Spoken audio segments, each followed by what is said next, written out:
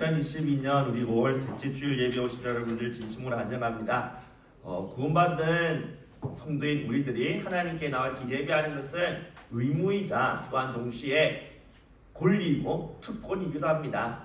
왜냐하면 우리가 이렇게 예배하는 이곳에 하나님께서 친히 임재하셔서 우리에게 필요한 위로, 우리에게 필요한 지혜, 능력, 힘을 공급해 주시기 때문이죠. 이 복된 이 예배의 자리로 우리를 인도해 주신 하나님께 감사의 마음으로 정말 하나님이 기뻐하시는 온전한 예배로 주님께 영광 돌리며 주님께 나아가는 저와 여러분들이 다 되어지기를 주의 이름으로 축복합니다. 하나님의 말씀 보도록 하겠습니다. 우리 창세기 11장 1절에서부터 9절까지 말씀입니다. 창세기 11장 1절에서부터 9절까지의 말씀입니다. 우리 한 절씩 교독해서 우리 하겠습니다. 교독합니다. 온 땅에 언어가 하나요 말이 하나였더라.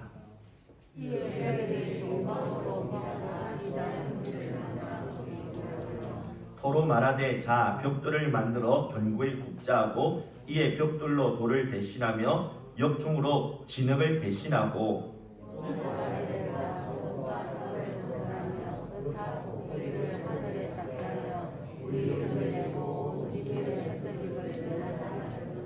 여호와께서 사람들이 건설하는 그 성읍과 탑을 보려고 내려오셨더라.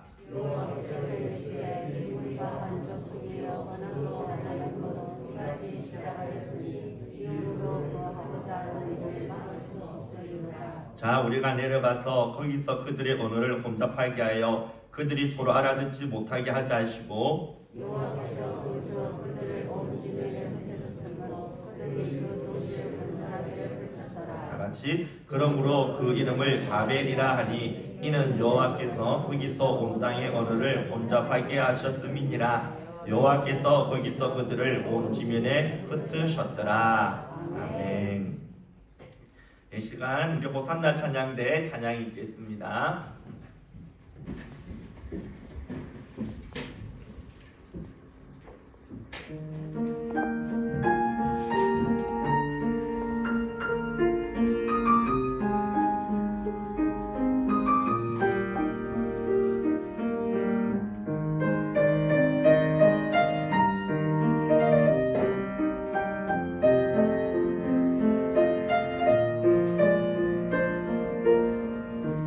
So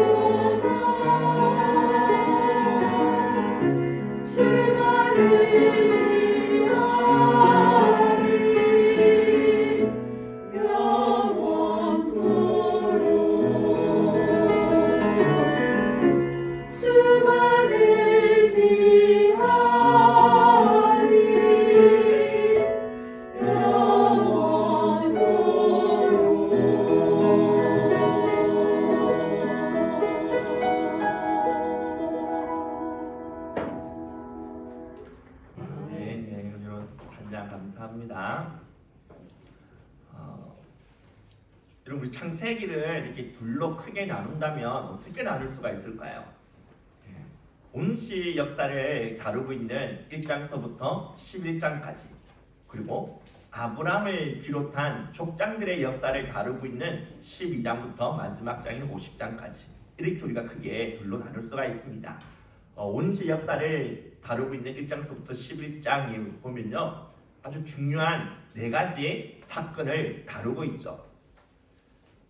첫 번째가 바로 하나님의 천지 창조의 사건, 그리고 두 번째가 아담과 하와가 선악과를 안 먹게 된 인간의 타락 사건, 그리고 세 번째가 노아의 홍수 사건, 그리고 네 번째가 바로 바벨탑 사건입니다. 우리가 앞에 이 3가지 사건은 다 살펴봤고요. 이제 마지막 남은 이 바벨탑 이 사건을 우리가 함께 살펴보면서 이 사건, 이 본문이 우리에게 주고자 하는 그 교훈이 무엇인지 함께 생각해 보도록 하겠습니다. 먼저 1절을 보면 온 땅의 언어가 하나요 말이 하나였더라, 이렇게 말씀하고 있습니다. 근데 인간들이 이 바벨탑을 쌓은 것 때문에 하나님께서 진노하시죠. 그래서 이 땅에 내려오셔서 그들의 이 언어를 혼잡케 하십니다. 그래서 이제 서로 알아들을 수 없는 그런 여러 다양한 그런 언어들이 생겨나게 되었던 것이죠. 지금 여러분들 가운데 특히 우리 학생이나 청년들은 이 외국어, 특히 이 영어를 공부하느라 정말 고생하고 정말 이렇게 수고하고 애쓰고 있는데요. 진짜 많은 시간, 많은 돈을 그렇게 쏟아 부으면서까지 열심히 공부하고 있지만 사실 그렇게 실력이 늘지 않아서 스트레스 받고 정말 힘들어하고 있는 그런 모습 우리가 보고 있지 않습니까? 근데 만약에 이 인간들이 이 바벨탑을 쌓지만 않았어도 이렇게 고생하고 이렇게 스트레스 받을 일도 없었을 것인데, 괜히 이들이 이렇게 바벨탑을 쌓아서 지금 이렇게 여러분들이 생고생을 하고 있으니 진짜 이 인간들 믿지 않습니까? 이 미운 이 인간들, 그들이 대체 어떤 사람인지 누구인지 그들의 정체를 먼저 이 시간 우리 알아보도록 합시다.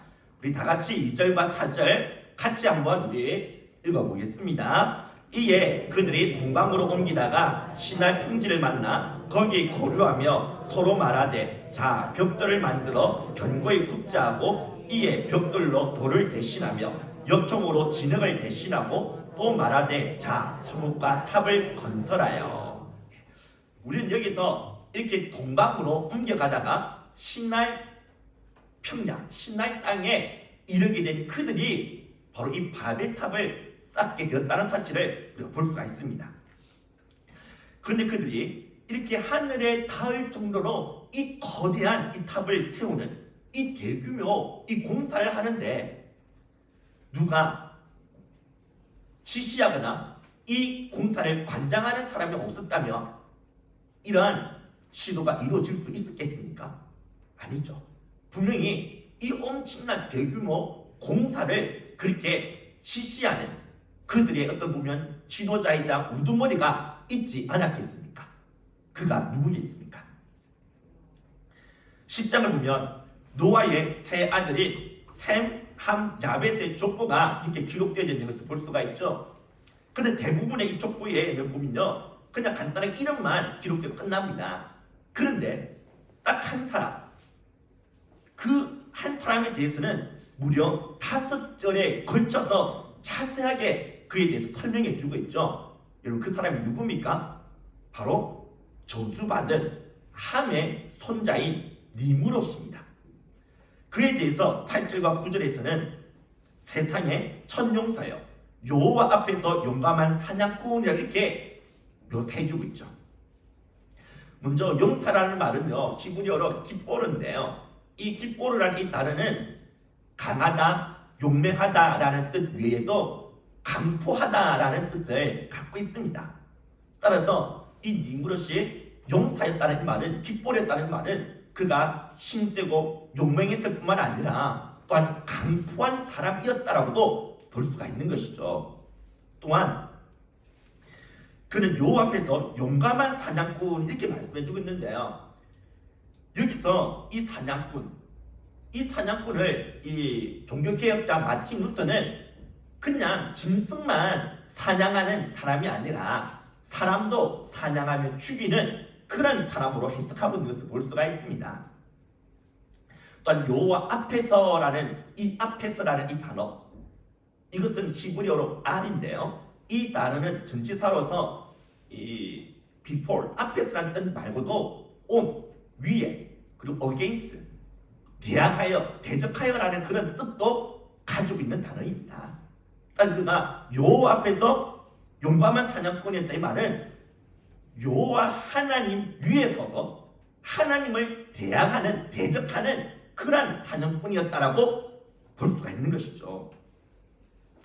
아마도 그는 자신이 속한 이 함의 혈통을 하나님께서 이 저주하신 것에 대해서 불만을 갖고 있었던 것 같습니다.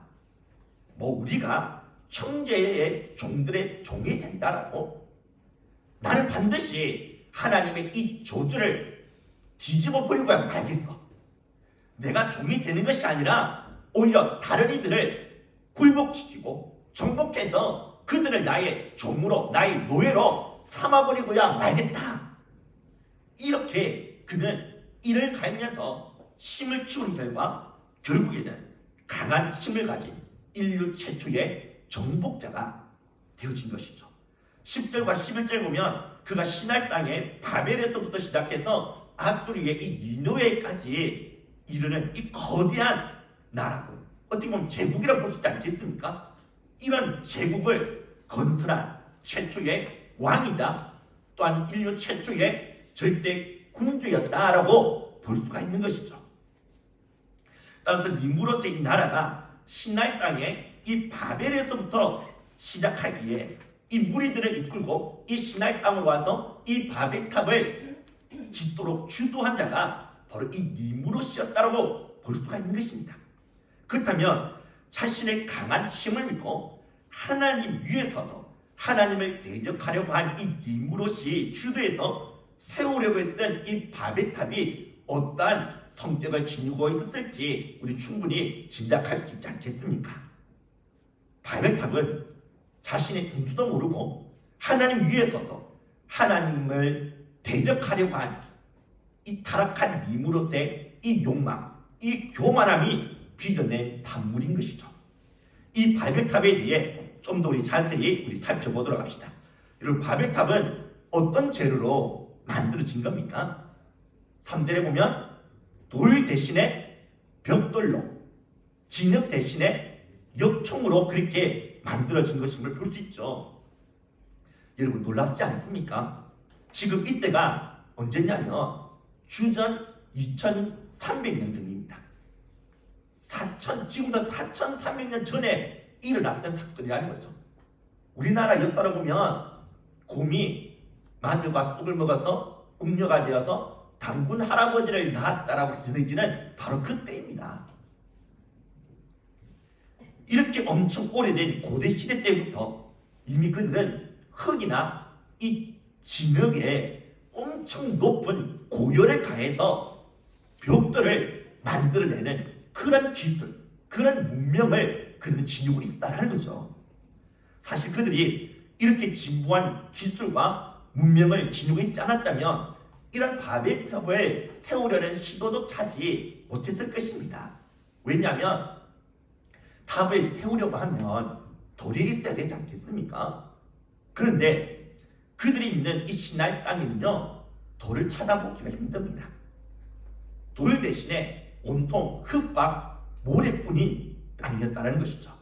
우리 앞에 한번 사진 보여주시겠습니까? 지금 그들이 있는 곳이 시나이 땅입니다. 빨간 글자로 되어 있는 시나이 땅. 왜 시나이라는 이 말이 붙여지냐면요, 시나이라는 이 말은 between two rivers, 두 강들 사이라는 뜻을 갖고 있습니다. 원래 이 뜻을 가진 이름이 메소포타미아죠. 메소포타미아가 두 강 사이라는 그 뜻을 갖고 있지 않습니까? 바로 이 두 강은 유프라테스 강과 티그리스 강입니다. 이 넓은 이 지역을 우리가 메소포타미아 지역으로 말하고요, 이 메소포타미아 중에서도 밑에 아래쪽에 있는 이 삼각주를 이루고 있는 그 땅을 시나리라고 합니다. 여러분, 이 시나리 바로 인류 최초의 문명의 발생지 수메르죠. 수메르 문명이 인류 최초의 문명이지 않습니까? 수메르 문명이 바로 이 시나리 여기서부터 이루어진 것이죠. 여기 보면 이 시나리 땅은 지금 두 강이 바로 이렇게 만나게 되는 삼각주 지역에 있습니다. 그렇다면 이 두 강들로부터 무엇이 흘러내려와서 이곳에 태적물로 쌓여졌겠습니까? 당연히 모래와 흙, 진흙들이 바로 이 하루 쪽으로 그렇게 흘러내려와서 태적물로 그렇게 쌓여져 있지 않겠습니까? 따라서 이 시나리 땅, 이곳이 지금은 오늘날 이라크 남부 지역에 해당되어 있습니다. 이곳에는 돌을 찾아보기 힘듭니다. 전부 다 거의 다 흙과 모래밖에 없습니다. 그런데 그들은 비록 탑을 쌓기 위해서는 돌이 필요했지만 이 돌은 없었지만 그들에게는 흙과 모래가 무한정 많이 있었던 것이죠. 근데 이러한 흙과 모래를 가지고 벽돌을 만들 수 있는 그런 기술을 그들이 가지고 있었던 것입니다. 또한 이 돌과 이 돌을 서로 붙여줘야 되지 않습니까? 견고하게 고정시켜주는 일종의 접착제가 필요합니다. 그런데 대부분의 다른 나라, 다른 사람들은요, 고대 사람들은 주로 진흙을 접착제로 주로 사용했었죠. 그런데 이 땅에는요, 무엇이 있었냐면 역청이 있었습니다. 이 역청을 영어로 아스팔트라고 하죠. 이 아스팔트가 아주 훌륭한 좋은 접착제로 사용되어질 수가 있었던 것입니다. 그래서 벽돌과 벽돌을 그렇게 쌓는데 정말 이런 역청 아스팔트가 있었기 때문에 그들은 높은 탑을 그렇게 쌓을 수가 있었던 것이죠. 그리고 높은 탑을 건축물을 그렇게 세울 수 있는 그런 건축 기술을 또한 그들은 가지고 있었고 또한 그런 재료들이 무한정 많이 있었고 이런 흙과 모래를 가지고 벽돌을 만들 수 있는 기술도 있었고 그렇기 때문에 그들이 하늘까지 닿는 탑을 한번 우리가 쌓아보자 그렇게 그들이 말할 수가 있었던 것이었죠.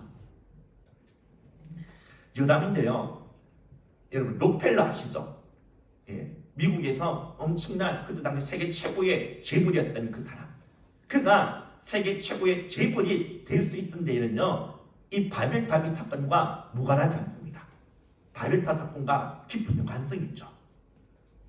여러분 그가 어느 날 성경을 읽다가 이 창세기를 읽다가 11장 이 3절에서 그의 이 눈이 꽂히게 되었습니다.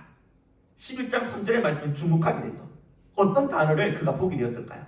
역청이라는 단어. 역청이라는 단어를 아스팔트라고 했죠. 여러분 아스팔트의 원료가 무엇입니까? 석유죠. 예. 그렇다면 이 록펠러는 옛날 사람들이 이 시날 땅에서 바벨탑을 쌓는데 역청을 사용했다면 이곳에 석유가 있지 않겠나. 그렇게 해서 그가 자신의 이 스탠다드 정유회사 사람들을 이곳으로 이라크 남부 이 지역으로 보냅니다. 그래서 석유 탐사를 하게끔 만들었죠.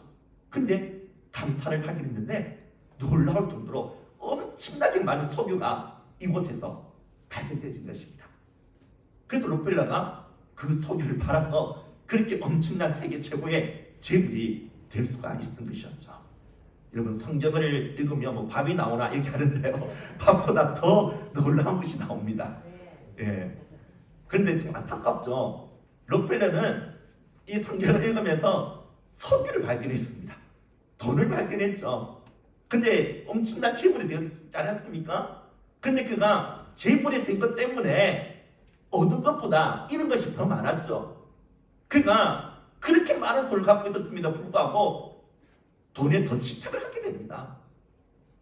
그래서 신앙의 양심을 저버리면서까지 그렇게 타락한 그런 자본가의 그런 행동을 하게 되어지죠. 그래서 미국의 사람들이 교회에 나는 안 다닌다. 왜냐? 나 예수 안 믿겠다. 왜냐? 그렇게 예수 잘 믿는다고 말했던 록펠러 때문에. 11조 철저하게 한다고 했던 그 록펠러, 그 인간 보니까 나 교회 다니고 싶지 않다, 그렇게 말을 한다는 겁니다.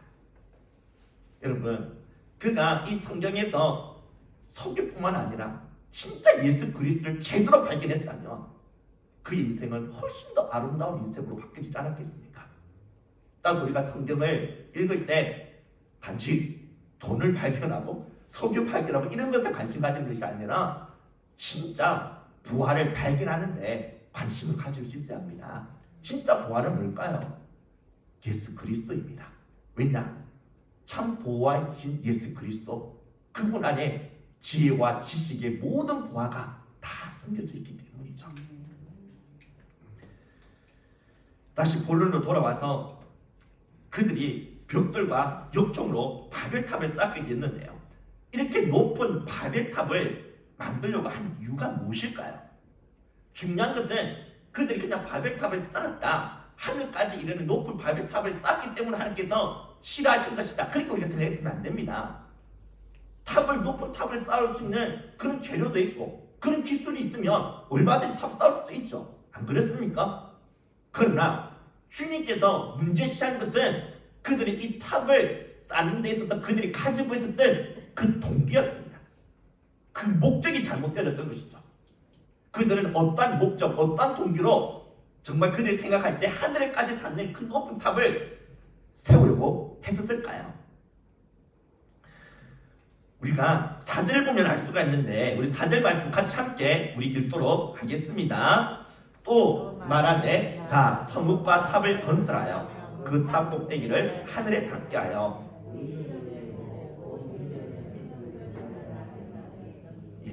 먼저 그들은 탑 꼭대기를 하늘에 같이 닿게 하려고 했다는 겁니다.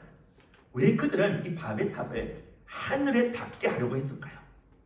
여러분, 이 바벨탑을 누가 주도해서 지금 만든 거라고 했습니까? 금방 다 잊으셨습니까? 니무롯이죠.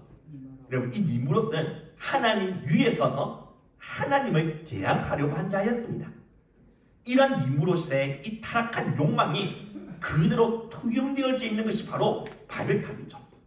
그렇다면 그들이 이 바벨탑을 하늘에 닿게 하려고 한 그 이유가 무엇인지 알 수 있지 않겠습니까? 바로 그들도 하나님 위에 서서 하나님께 맘먹겠다라고 그렇게 시도한 것이죠. 그들은 하늘에까지 닿는 그 높은 탑을 세워서 자신들의 힘과 자신들의 그 위상을 하나님 앞에서 과시하고 싶었던 겁니다. 우리가 이렇게 대단한 존재다, 더 이상 하나님 앞에서 굽신거리고 하나님께 굴복하는 그런 삶 살아가지 않겠다라는 겁니다. 이제는 우리가 하나님의 자리에 서서 우리가 하나님이 되어 하나님처럼 살아가겠다라고 선언하고 있는 것이죠. 여러분, 이러한 모습 어디에서 우리가 보지 않았습니까? 앞에서 우리가 봤죠. 이와 같은 그런 마음을 가졌던 한 사람, 아담과 또 하와죠. 이 선악과를 먹으면 이가 눈이 밝아서 하나님처럼 될 수 있다는 그 말에 그가 넘어가지 않았습니까? 이제 더 이상 내가 하나님께 의존 안 해도 되겠다. 이 선악과 먹으면 이제 내가 하나님처럼 될 수가 있다고 하는데 이거 먹어버리자. 그렇게 해서 그가 이 선악과를 먹게 된 건 아니겠습니까? 자신이 하나님의 자리에 서서 하나님같이 되려고 했다는 사실. 여러분, 이것이 바로 온죄입니다. 오리지널 신. 온죄는 무엇이냐? 바로 인간이 자신의 분수를 모르고 자신이 하나님처럼 되려고 하는 것, 하나님 없이 살아가려고 하는 것, 이것이 바로 온죄라는 것이죠. 우리는 태어날 때부터 이 온죄를 갖고 태어난다고 하지 않습니까? 따라서 우리는 하나님 마음에 두기를 싫어합니다. 하나님 믿으러 가지 않죠. 우리가 가지고 있는 이 온죄 때문에 우리는 하나님 믿을 바에야 내 주먹을 믿겠다라고 그렇게 말을 하는 겁니다. 내가 하나님을 믿고 하나님을 의지하고 하나님께 의존하는 것, 이것을 부끄럽게 여긴다는 것이죠. 온죄를 가지고 있는 사람들은 이럴 수밖에 없다는 겁니다. 우리 인간은 모두 이렇게 타락한 욕망과 교만의 씨앗을 품고 있습니다. 이런 타락한 욕망의 씨앗이 자라서 탐스러운 열매로 맺혀지게 된 것이 바로 종교입니다. 대부분의 종교들은 동일 철학의 뿌리를 내리고 있습니다. 동일 철학이란 무슨 말이냐면요, 동일하다라는 겁니다. 무엇과 무엇이 동일하다는 걸까요? 인간과 신이 동일하다라는 것이죠. 그래서 불교에 보면 이 불교의 그 불자가 사람인자에 아니 불자로 되어져 있죠. 사람이 아니라는 겁니다. 부처라는 것이죠. 우리 모든 사람에게는 이 부처가 될 수 있는 그런 능력이 다 내재되어 있다는 겁니다. 그래서 내 안에 있는 이 불성을 깨닫고 터득하고 그것을 내재화시키면 부처가 될 수 있다는 거죠. 힌두교도 우리 인간이 아트만이 브라만과 하나가 될 수 있다, 우주의 궁극적인 실체와 하나가 될 수 있다고 말하지 않습니까? 도교에서도 우리 인간 신선이 될 수 있다고 그렇게 말을 하죠. 이런 종교들과 동신론적 사상, 동일 철학, 이 모든 것은 인간이 하나님 자리에 서서 하나님처럼 되려는 죄악된 욕망과 교만이 빚어낸 산물인 것이죠. 오늘 이 시대 우리 인간들은 이런 종교와 사상을 통해 하늘에 닿는 바벨탑을 지금도 쌓아가고 있는 것입니다. 이뿐만이 아니죠. 오늘 이 시대 과학, 기술과 문명이 진짜 눈부시게 발전하지 않았습니까? 과학과 기술의 이 발전과 진보는 멈추지 않고 계속되고 있습니다. 그런데 이 기술, 이 과학의 이 진보의 끝은 어디일까요? 과학, 기술, 이 문명의 진보가 궁극적으로 지향하는 곳은 어디냐라는 겁니다. 계속해서 올라가서 결국에는 어디에까지 도달하려는 겁니까? 바로 하늘이죠. 하나님의 자리에까지 오르러 가는 것입니다. 진보된 인간의 기술과 과학, 이 문명은 우리로 하여금 더 이상 하나님을 필요로 하지 않는 세상, 하나님이 없어도 얼마든지 행복하게 살아갈 수 있는 그런 유토피아, 지상 낙원의 이 건설이 가능하다는 그런 기대를 갖게끔 만들고 있지 않습니까? 곧 진보된 과학과 기술이 하나님을 대신할 수 있다고 믿는 것이죠. 오늘 이 시대는 더 이상 벽돌과 벽총으로 탑을 쌓아나가는 것이 아니라 이런 과학의 진보된 기술과 문명으로 하늘에까지 닿는 그런 바벨탑을 지금 쌓아가고 있는 것입니다. 그렇다면 여러분들 혹시 바벨탑을 쌓고 있지 않습니까? 나로 하여금 하나님을 절대적으로 의존하지 못하도록 만드는 것, 나는 하나님이 없으면 살 수가 없으며 하나님이 절대적으로 필요하다는 이 사실을 보지 못하도록 만드는 것, 그래서 하나님이 아니어도 나에게 행복과 기쁨과 성공과 안전을 보장해 줄 수 있을 것이라고 믿고 있는 것, 여러분, 이것이 바로 우리들에게 있어서 바벨탑이지 않겠습니까? 어떤 사람에게는 그것이 스펙이나 학벌 또는 안정적인 직장이나 사업장일 수가 있을 것입니다. 또 어떤 사람에게는 자신의 그 저금 통장에 계속 쌓아가고 있는 돈 또는 부동산일 수도 있을 것입니다.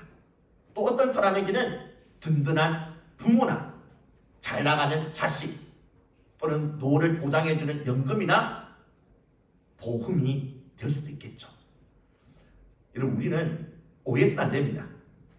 이런 것들이 다 필요 없다, 그냥 다 버려야 된다, 그게 아닙니다. 이런 것들은 우리가 살아가는데 필요한 것들이고 어떻게 보면 또한 소중한 것이기도 합니다.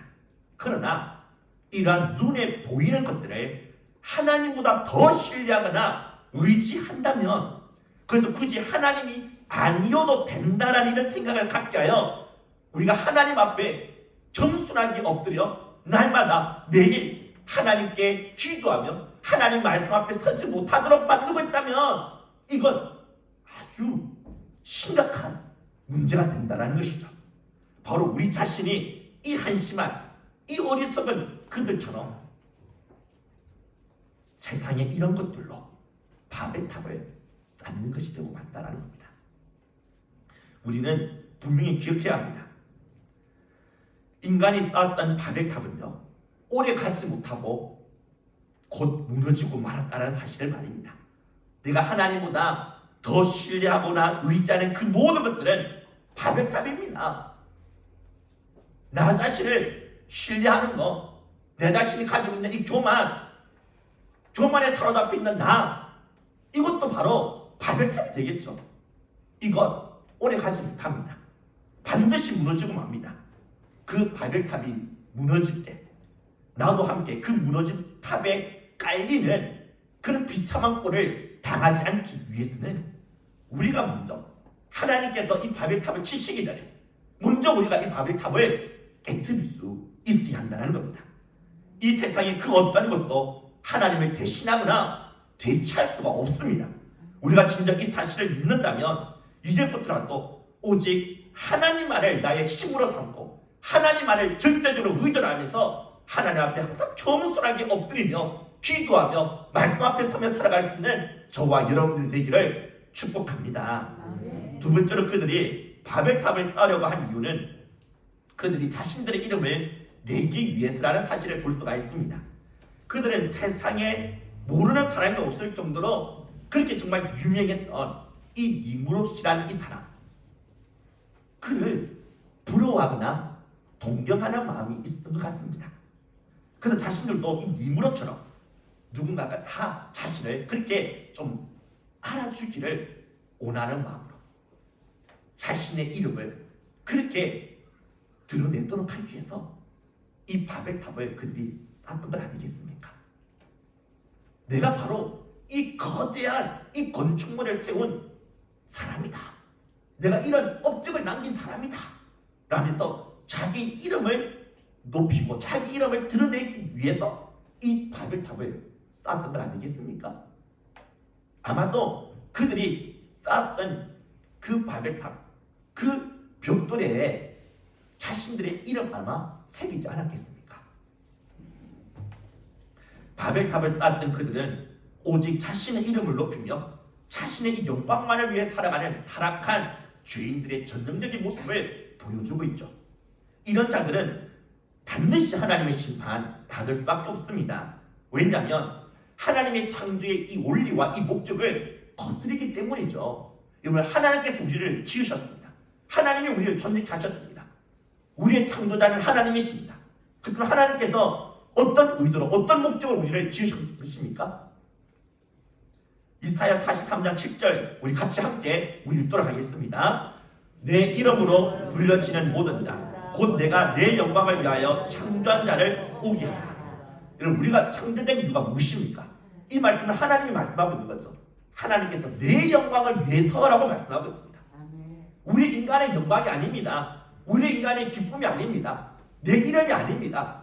바로 하나님의 영광을 위해서, 하나님의 기쁨을 위해서, 하나님의 이름을 위해서 우리가 지어졌고 지금 우리가 존재하고 있다라는 것이죠.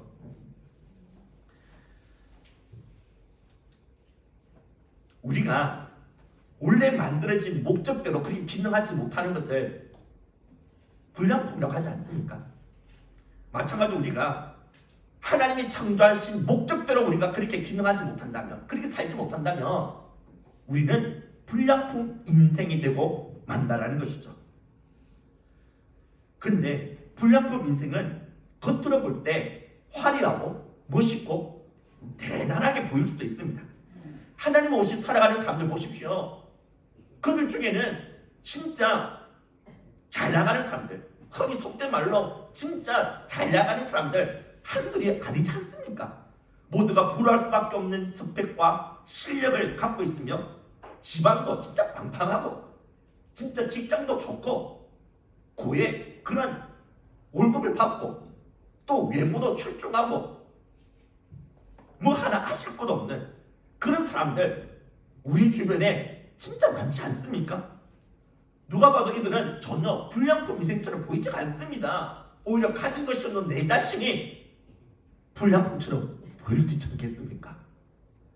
그러나 이들은 이 모든 것을 다 갖고 있어도 자신을 지으신 하나님의 그 목적대로 기능하지 못한다면 불량품인 것이죠. 아무리 성능이 좋고 기능이 좋아도 원래 그것을 만든 사람의 뜻대로, 의도대로, 목적대로 움직이지 못한다면 그건 불량품입니다. 하나님께서 우리 인생을 만드셨습니다. 하나님이 우리를 만드신 목적이 있습니다. 바로 하나님의 영광을 위해서죠. 하나님의 이름을 높이기 위해서입니다. 그런데 인생들이 하나님의 목적대로 이렇게 살지 않는다면 아무리 잘 나가고 아무리 대단한 실력을 갖고 있어도 하나님이 원하시는 그 목적대로 하나님을 힘입어서 하나님의 영광을 위해서 하나님의 기쁨을 위해서 그렇게 살아가지 않냐고 하나님과 전혀 상관없이 살아간다면 그 사람은 진짜 불쌍한 불량품 인생밖에 되지 않는다라는 겁니다. 비록 내가 세상 사람들이 부러워하는 거 하나도 없어도 하나님을 내 인생의 창조자요 내 삶의 유의자 목적으로 삼으면서 온전히 하나님의 기쁨 하나님의 영광만을 최우선시하면서 우리가 살아간다면 우리는 진짜 잘 사는 것입니다. 국제시장 그 영화 다 보셨죠? 그 마지막 엔딩 부분 아직까지 머릿속에 남아있는데요. 그 주인공이 남자 주인공이 이제 자신이 다 키운 그 자식들 손자들 보면서 또한 경제적으로 자신의 집을 이렇게 일으킨 그것을 보면서 나는 진짜 잘 산 건 아니냐고 그렇게 말하는 거 혹시 여러분 기억나시죠? 여러분 자식들 출세시키고 이 세상에서 성공시켰다고 집안 경제적으로 반듯하게 일으켰다고 여러분 잘 산 건 아닙니다. 하나님을 두려워하지 않고 하나님을 사랑하지 않고 하나님의 영광을 위해 살지 않고 하나님을 힘입어 살지 않는 그 모든 인생은 절대로 잘 산 인생이라 말할 수가 없습니다. 우리가 비록 세상 사람들이 볼 때에는 정말 성공한 것처럼 보이지 않아도 잘 사는 것처럼 보이지 않아도 진짜 하나님이 나의 창조자이심을 인정하고 하나님의 영광, 하나님의 기쁨을 먼저 우선시하면서 그리고 우리가 살아가면요 우리는 진짜 잘 살고 있는 사람이라는 것이죠. 이렇게 잘 사는 우리들 하나님께서 반드시 높여주십니다. 세례 요한을 보십시오. 세례 요한이 예수님께서 이렇게 고백하지 않았습니까? 그는 흥하여야 되겠고 나는 쇠하여야 되리라. 예수님을 높이기 위해서 자신의 기꺼이 낮은 자리로 나아가겠다라는 겁니다. 여러분 이러한 세례 요한을 보고 예수님께서 뭐라고 말씀하셨습니까? 여자가 낳은 자 중에 이 세례 요한보다 큰 자는 없다. 예수님께서 이 세례 요한을 최고로 높여주시지 않았습니까? 마찬가지입니다. 우리가 이 땅에서 정말 주님을 높이시기 위해서 주님의 이 영광을 위해서 기꺼이 우리가 낮은 자리로 내려가고 나 자신을 부인하며 그렇게 우리가 살아가게 된다면 주님께서는 낮은 곳에 있는 우리들을 반드시 높은 곳으로 일으켜 세우실 줄 믿습니다. 이 땅에 있든지 아니면 천국에 있든지 반드시 하나님께서는 우리를 높여주시고 가장 영광스러운 자리로 우리를 인도해 주시는 것입니다. 지금 나는 누구의 기쁨, 누구의 영광을 위해서 살아가고 있는지 정말 하나님인지 나 자신인지 냉철하게 우리 자신을 되돌아보았으면 합니다. 내가 지금 잘못된 방향으로 나아가고 있다면 지금 그 방향을 돌이켜서 다시 하나님을 내 삶의 중심에 모시고 오직 하나님의 영광, 하나님의 기쁨 위해 살아가는 저와 여러분들이 되었으면 합니다. 여러분 음악의 아버지 누굽니까? 바로죠. 정말 위대한 명곡을 남긴 정말 대단한 그런 작곡가이지 않습니까? 그런데 그가 작곡한 악보 그 원본의 그 하단 끝에 보면요 SDG라는 단어가 새겨져 있다고 합니다.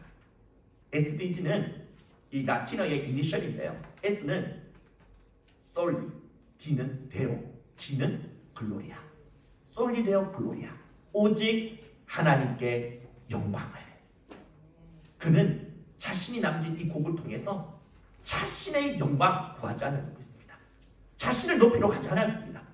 오직 하나님께 영광이 돌려지기를 원하는 마음으로 곡 하나하나 작곡했던 것이죠.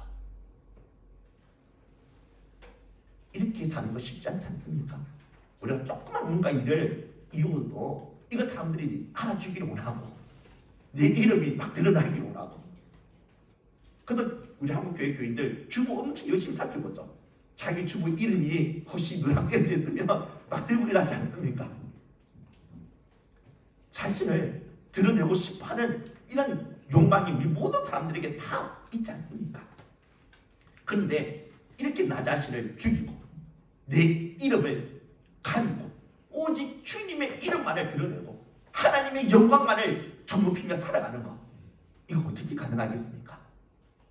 가능한 방법이 있습니다. 내가 행했지만, 내가 이루었지만, 이건 내가 행한 것이 아니라, 내가 이루어 놓은 것이 아니라 하나님이 하신 것임을 볼 수 있으면 됩니다. 나의 나된 것이 전부 다 하나님의 은혜임을 고백할 수 있으면 된다는 것이죠. 여러분, 미국의 그 남북 전쟁 당시 마지막 그 전투에서 북군이 이 남군에게 대승을 거두게 됩니다. 그래서 결국 북군이 이 전쟁에서 최종적인 승리를 거두게 되어지죠. 그래서 국회에서 이제 이 전쟁에 최고의 공을 세운 그러한 국방장관 스탠튼과 그리고 또한 나름대로 공을 세운 그런 장군들의 이름을 국회의사당 그 벽에다가 새기려고 하였습니다. 그래서 영원토록 이들을 기념하고 이들을 잊지 않으려고 그렇게 하려고 했는데, 그런데 이 스탠튼 국방장관이 말을 못하셨습니다. 자신의 이름이 새겨지지 못하도록. 그는 이렇게 외치는 것이었습니다. 내가 행한 건 아닙니다. 우리가 행한 건 아닙니다. 우리가 이 전쟁에서 승리를 거두는데 1등 공신이라 말할 수 없습니다. 이 전쟁에서 승리는 하나님이 우리에게 안겨다 주신 것입니다. 하나님이 행하신 것입니다. 하나님의 도우심이 없었다면, 하나님의 은혜가 없었다면 우리는 이 전쟁에서 이길 수 없었습니다. 따라서 이름이 새겨지려면 나의 이름, 우리들의 이름이 아니라 하나님의 이름이 새겨져야 합니다. 하나님의 말씀이 새겨져야 합니다라고 외치게 된 것이죠. 그래서 국회의사당 그 벽에 시편 118편 23절, 이는 여호와의 행하신 것이요 우리의 눈에 기이한 바로다 라는 이 말씀이 새겨지게 되었다고 합니다. 여러분, 정말 우리도 잊지 맙시다. 지금 내가 이때까지 살아오면서 내가 이뤄놓은 것, 내가 행한 것들, 내가 가지고 있는 것들 내 힘으로 되어진 것이 아니라는 것, 바로 하나님의 은혜가 있었고 하나님의 도우심이 있었기 때문에 가능했다라는 사실. 따라서 나의 나됨은 전적인 하나님의 은혜입니다 라고 고백하고, 정말 나를 높이는 게 아니라 오직 하나님의 이름만을 높이고 하나님의 그 영광만을 드러내며 살아가는 저와 여러분들이 되었으면 합니다. 우리 마지막으로 동영상 하나 보고 마치도록 하겠습니다. 대만의 영화 배우가 시상식 때 그가 말했던 건데요. 한번 우리 보도록 하겠습니다. 男性的委屈、压抑、费解，以非常平实的方法娓娓道来。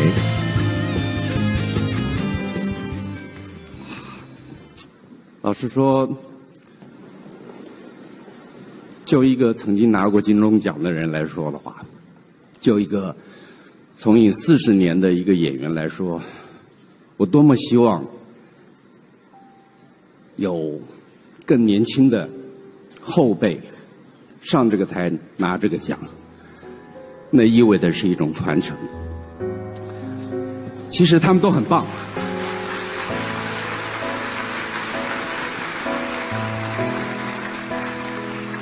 你们都很棒，只是上帝拣选了我。我想一定有他的用意，可能让我上来说说话吧。与其我想了一下，与其跟大伙儿一样，那么千篇一律的谢谢这个谢谢那个，感谢是不用说的。每一个人我们都值得感谢。可是，你们想不想听一些不一样的？我是个基督徒，那么就用我的方式，我跟我的神，让我们这个大家庭，我们现在共聚一堂。可是要知道，还有很多的大家庭在外面水深火热。让我用我的圣经里面的主导文，来为这片土地上面的人来祷告，好吗？我们在天上的父，愿人都尊你的名为圣，愿你的国降临，愿你的旨意行在地上，如同行在天上。我们日用的饮食，求你赐给我们，免我们的债，如同我们免了人的债，不叫我们遇见试探，救我们脱离凶恶。因为国度、权柄、荣耀，全是你的，直到永远。阿们。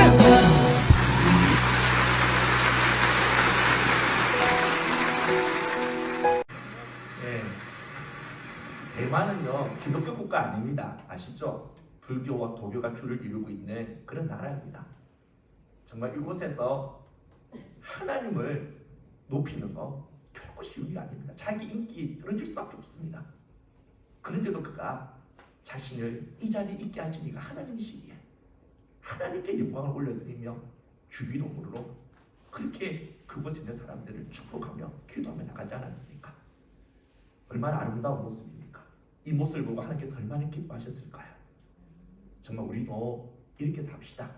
정말 나의 나됨이 전적인 하나님의 은혜임을 항상 기억하면서 온전히 하나님만을 높이고 하나님의 영광만을 드러내며 살아가는 우리가 되어질 수 있게 달라고 오늘 우리가 이 말씀을 생각하면서 정말 내 안에 있는 높아진 것들 다 내려놓게 해주시고 더 이상 바벨탑 쌓아 나가지 않게 해주시고 정말 하나님 없으면 나는 아무것도 아니라고 고백하며 항상 하나님 앞에 겸손하게 엎드리며 하나님만을 심기며 살아가며 오직 하나님의 영광, 하나님의 이름을 위해 살아가는 우리 자신 되어지게 하라고 우리 오늘 말씀을 생각하면서 주님 앞에 우리 같이